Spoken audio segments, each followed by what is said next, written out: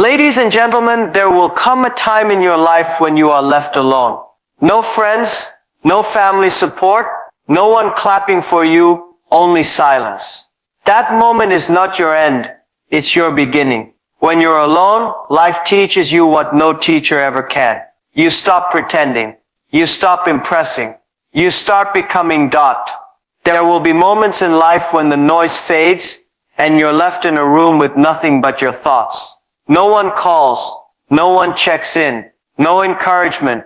No applause. Just you and silence. And in that silence, something unexpected happens. You begin to hear your own voice clearly for the first time. Loneliness isn't a flaw in your story. It's a chapter that everyone must go through. It's not a sign that you're doing something wrong. Often it's a sign you're doing something brave. Growth doesn't happen in the crowd. It happens in isolation. When the distractions fade and you're no longer performing for others, you're forced to confront who you really are, what you believe, and what you truly want from life. Think about the seed buried deep in the dark soil. No one sees it. It doesn't get recognition, but it's growing, quietly, powerfully. That's what happens when you're alone. You begin to build invisible strength. You start developing the resilience that can't be taught in comfort. You learn to rely on yourself. You learn to trust your instincts. You learn that you don't need to be constantly surrounded to be valuable. People often mistake loneliness as emptiness, but it's not. It's space. Space to reflect, to repair, to reset. It's uncomfortable, yes, but it's also honest. It's real. It strips away the noise of the world and shows you your raw self. And from that place of honesty and solitude, you begin to build something unshakable. So when you find yourself alone, don't rush to fill the silence. Sit in it. Listen. Learn. Because what feels like a period of isolation is often the universe giving you the chance to rebuild from the inside out. When you're alone, emotions can become overwhelming. One moment you're hopeful, the next you're drowning in doubt. One morning you wake up motivated, the next you can't even get out of bed. This is the trap when you rely on how you feel to decide what you do. Your life becomes unpredictable, fragile and reactive. That's why routines matter more than emotions. Emotions are like the weather, beautiful and useful, but never constant. You can't build your future on something that changes with every mood swing, every memory, every piece of bad news. But routines are the anchor. They're the structure that keeps your life moving forward when everything else feels like it's falling apart. When no one is pushing you, your routine will. When motivation disappears, as it always does, routine remains. A solid morning habit, a set time for learning, consistent hours for working out, eating right, sleeping enough. These aren't just tasks on a checklist. These are acts of self-respect. They remind you who you are and who you're becoming, especially on the days when you've forgotten. You don't need to feel inspired to act. You need to act, and inspiration will often follow. Build your day like a builder lays bricks, one at a time, with intention, with patience. Maybe the results won't show tomorrow. Maybe not next week, but give it time. Routine builds momentum, and momentum creates change. Most people fail not because they lack talent or opportunity, but because they let their emotions dictate their consistency. They wait to feel ready. They wait to feel better. But those who win are the ones who show up whether they feel like it or not. So when you're alone, confused, or lost, go back to your routine. Not because it's glamorous, not because it's exciting, but because it's the foundation that will carry you through the storms your emotions can't handle. In a world that constantly pushes us to speak, to share, to react, there is something powerful, almost sacred, about choosing to remain silent. Talking is easy. It gives us a sense of control, a way to fill space and avoid discomfort. But when you're alone, constantly talking, even if it's just to yourself, can become a distraction from the real work happening inside. Silence, on the other hand, has depth. It has weight. It reveals things that noise hides.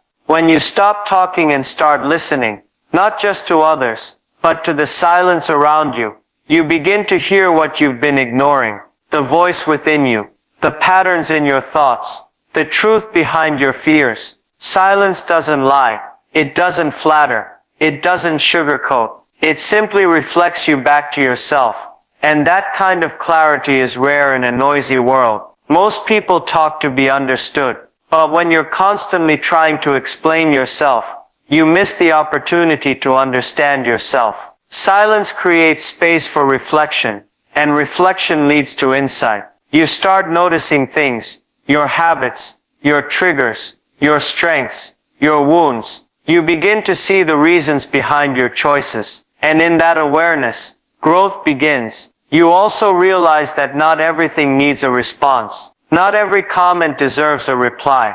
Not every problem requires your opinion. Sometimes the most powerful thing you can do is say nothing and let things pass. Silence is not weakness. It's strategy. It's wisdom. It gives you time to think before reacting, space to process before speaking, and the ability to observe what others miss in their rush to be heard. The world rewards loud voices, but silence builds strong minds. So talk less. Let the silence guide you. In the quiet you'll find answers that words could never give. You'll find strength that noise could never offer. And most importantly, you'll find yourself. When you're alone, your greatest advantage is that you have uninterrupted time. Time to build, time to grow, time to sharpen yourself. But the mistake many people make is waiting. Waiting for the right team, the right partner, the right opportunity. They say I'll start when someone helps me. But if you want to truly survive and thrive alone,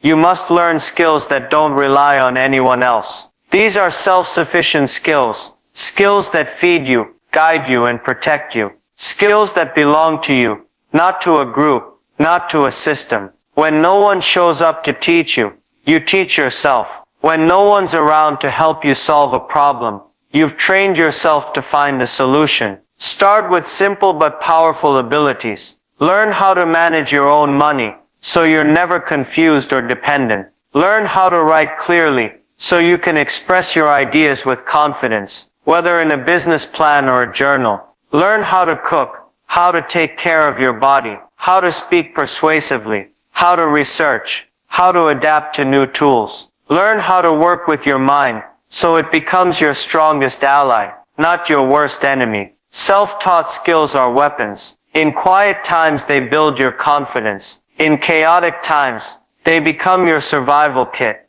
These skills create freedom. You don't need permission. You don't need applause. You don't need a team of experts to validate your progress. This kind of self-development makes you dangerous in the best way.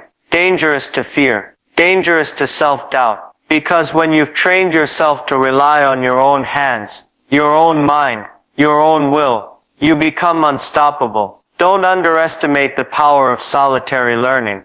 In an age of noise and collaboration, the person who can work quietly, independently, and effectively holds an edge no one sees coming. So invest in yourself now, while you're alone. Because when life throws you into the deep water, the one who knows how to swim alone survives. Your mind is your greatest asset, more valuable than any material possession, more powerful than any connection, and more influential than any circumstance. When you're alone, you realize just how important it is to have a strong, stable, and disciplined mind.